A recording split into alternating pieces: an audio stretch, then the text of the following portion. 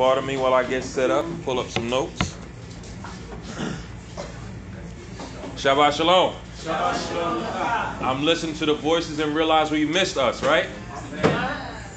We missed us. It's good to see everybody. It's good to be here. It's good to have a chance for us simply to come together and just do what we're used to. Right? And we're not, this isn't against any other temple, but when you have a routine, when you get comfortable, and when you worship God, there's certain parts of the service that you miss. Like I realized I hadn't heard Zayd HaShabbat in a while. It's been a while since I heard that. So it's good for us to sit here. It's good for us to be together to praise the Most High. As I was studying for this portion, I realized I had a lot to say. Right? I'm not going to try to say it all today, especially since Rabbi came to me and said, you only got 10 minutes, bro. All right, so I'm going to condense it. I got 3 things that I want you to take away from this. Right? 2 thoughts and 1 thing that I want you to ponder. Right? The first thing we got to remember, the first thing I want you to walk away from is something that you already know. It's always good to have a reminder. God is my light. God is my salvation. God is my light. God is my salvation. God is my salvation. The Maftir's portion is going to start in Isaiah, the 60th chapter. Starting at the first verse, I think it's the whole chapter. Okay. First verse to the 22nd verse. Okay. So I have my read. I'm making my voice project because we got the young man on the reading for us, and I want to make sure that he's heard. Isaiah chapter 60 verse 1. Hallelujah. Hallelujah. Arise and shine, for thy light is come, and the glory of Yahweh is risen upon thee. For behold, darkness shall cover the earth, and gross darkness the peoples. But upon thee Yahweh will arise, and his glory shall be seen upon thee.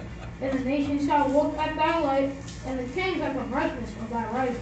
Now, if you are paying attention to the news, right, and if you're like me, I don't even watch TV anymore. I get my news through social media, right? And I watch and I listen and I read. I see how people act. I see the ideas and concepts that are pushed forward that if you're against it, you're crazy. Like some people make statements that are so matter of fact that you know they believe it in their heart, and in your mind you're going, there's something wrong with you, right? For you to come out your mouth and say something like that, right? I give an example. So without being too negative, because my goal is not to bash anyone or anything. But if you come to me and you tell me that somebody can have a surgery to switch, and then you walk up to me and say, no, this person is now a woman, my natural reaction is going to be, okay, I need you to back up and explain it to me. The part where it gets crazy is that for all our lives, the past 100 years, the past 1,000 years, everybody has operated on this standpoint. They're men and they're women. This is a new concept. That's switching over. But the minute you say something against it, they come at you. They call you names. Even if you're just asking questions. I don't understand how this works. Can you explain it to me, please? Oh no, well, there's something wrong with you.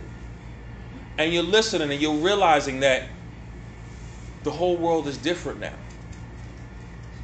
We got to hold on to our light. God is my light.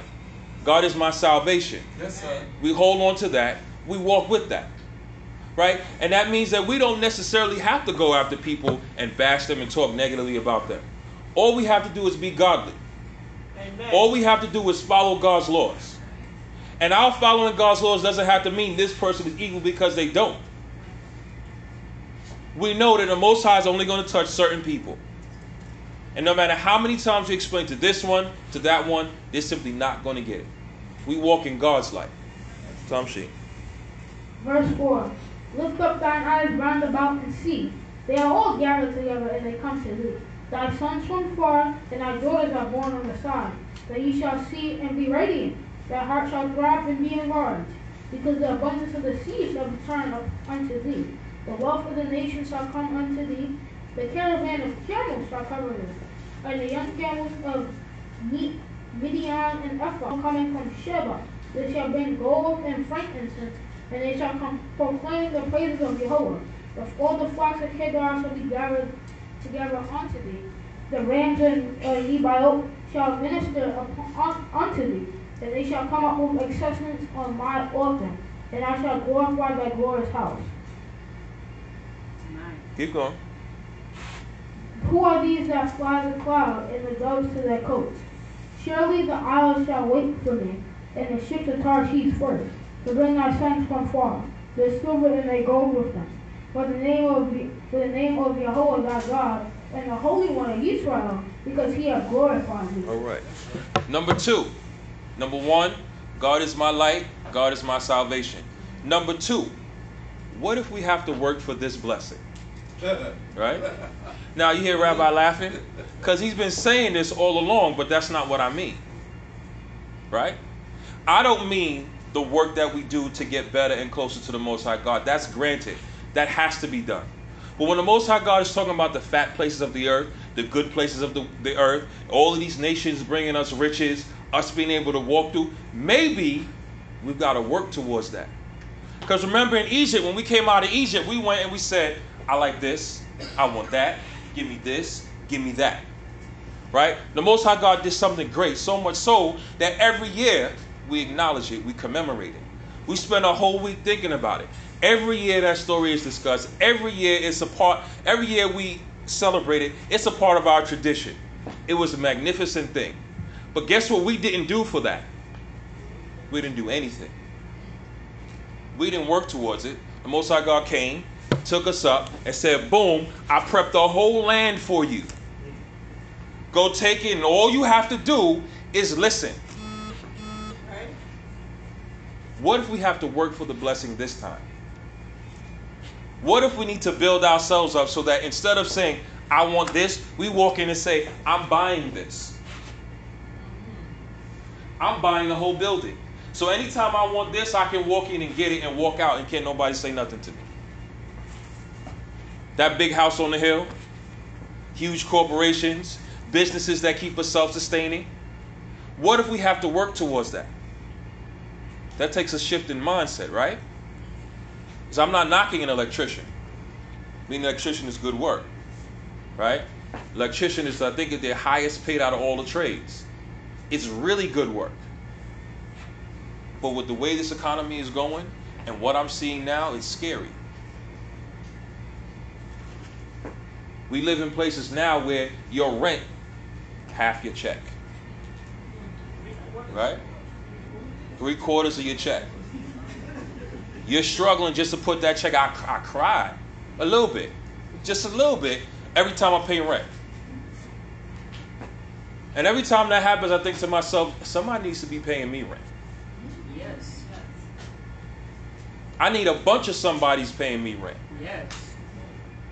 I go to work, and I'm annoyed. I'm not used to it. I confess between everybody here, I've had jobs where I just leave when I wanted to.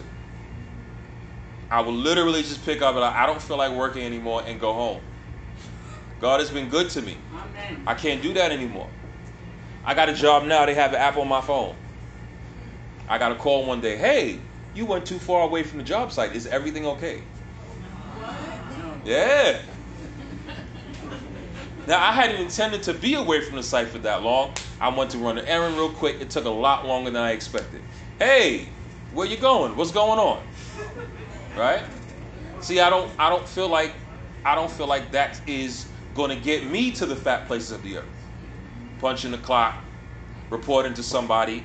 I want to have somebody's where I call them up and say, hey, look, you disappeared for a while. What happened? What if we have to work for this blessing? That's going to take a shift in thinking. That's going to take a different approach to how we do things. Right? Because now it's not just because our parents taught us the best that they knew how. They taught us for the economy that they had. Get a good job, right? And that way you'll be able to survive. 30, 40 years ago, 50 years ago, that was fantastic. You get a good job, you make enough, you get yourself someplace to stay, and you're set for the rest of your life. You get in a job, you get a pension, all that stuff. That's not going to work anymore. What if we have to work for this blessing? What if we have to do things differently? What if our concept and our mindset has to change from let me get a job to let me start a business? We're not going to get anywhere. We have to evolve with the times. The Most High God is taking this world and spinning it upside down. And if we want to stay on top of things, we have to adjust. We live in a capitalist society. We need to approach it with that mindset, still keep guarding our backs and watch. Watch how things change for us. Tamshi. Verse 10. An alien shall build up thy walls, and the king shall minister unto thee. For in my wrath I smote thee, but in my favor have I compassion on thee. Thy gates shall be open continually, day and night they shall not be shut. The man may bring unto thee the wealth of the nations, and the kings and processing. But that nation and the kingdoms that will not serve thee shall perish. Yea, those kingdoms shall be utterly wasted. The glory of Lebanon shall come unto thee, the cypress, the plane tree, and the larch together, to beautify the place of my sanctuary. And I'll make the place of my feet glorious. And the sons of them that have afflicted thee shall come bending unto thee. And they that despise thee shall bow down at the soles of thy feet. And they shall call thee the city of Jehovah, the Zion, and the Holy One of Israel. Right, and that's that. If you're looking at it now, if you're paying attention to the things that are going on in our homeland, you'll recognize that yes, they're building it up. I'm looking at it from the cultural side. I don't know. I accidentally found Ethiopians doing reggae in Hebrew. I've been in love with it ever since. Right? I listen to different songs, see how much I can pick up and recognize it. And you know what's funny? The funny thing is that for a while I had trouble understanding until I recognized that they were doing transliteration. Right? So in other words, they're saying Hebrew words, they're saying English words in Hebrew. Right? Even if you're reading sometimes, like computer, words like that, you'll find on there, and once you start to recognize it, becomes a lot easier. But I'm watching and things are getting built up. I'm watching as our homeland has its own structure, has its own weaponry, has its own defenses, and all of that. And already, some of us are over there learning, studying, becoming visible, making their, voices heard.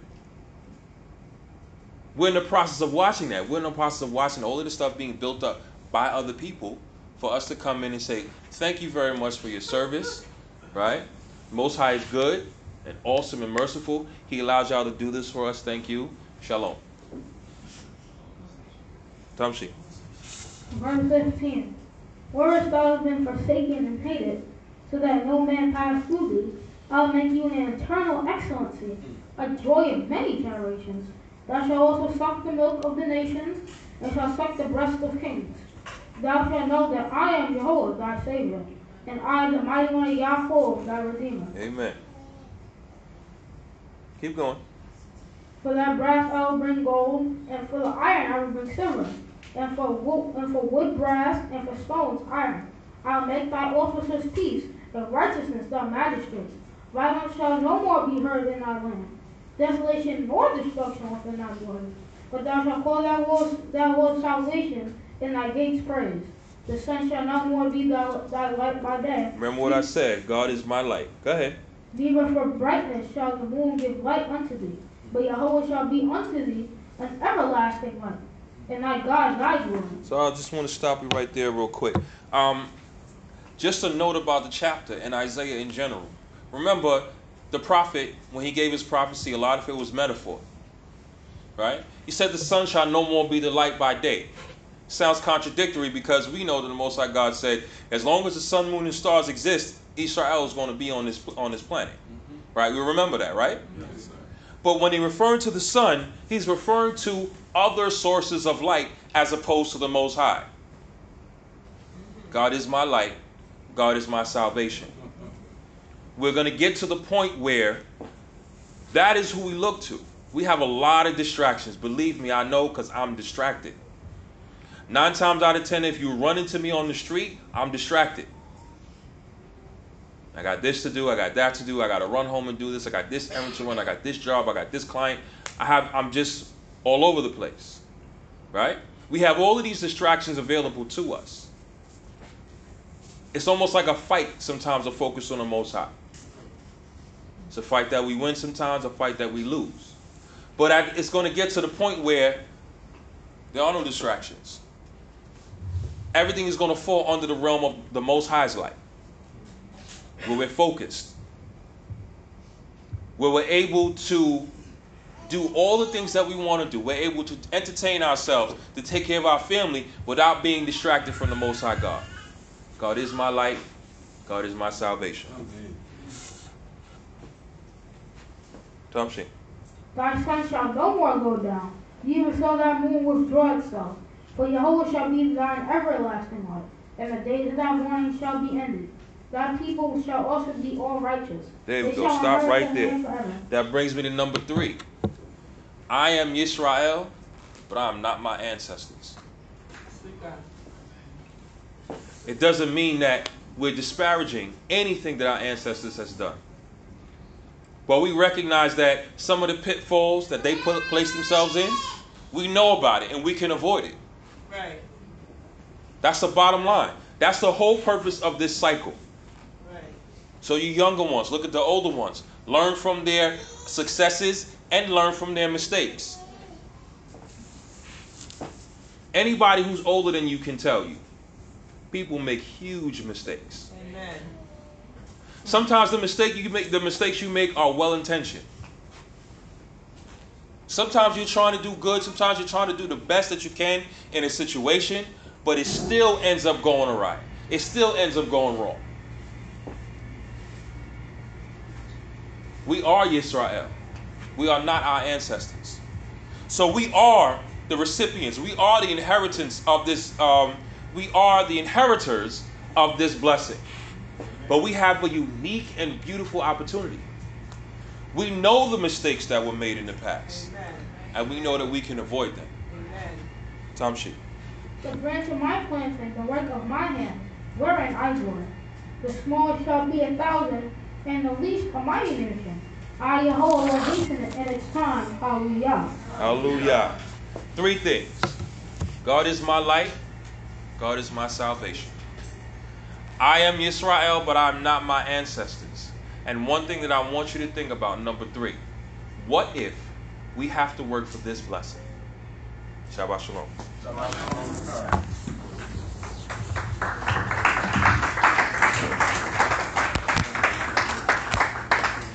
Giving all praise and honor to the King of the universe, blessed be his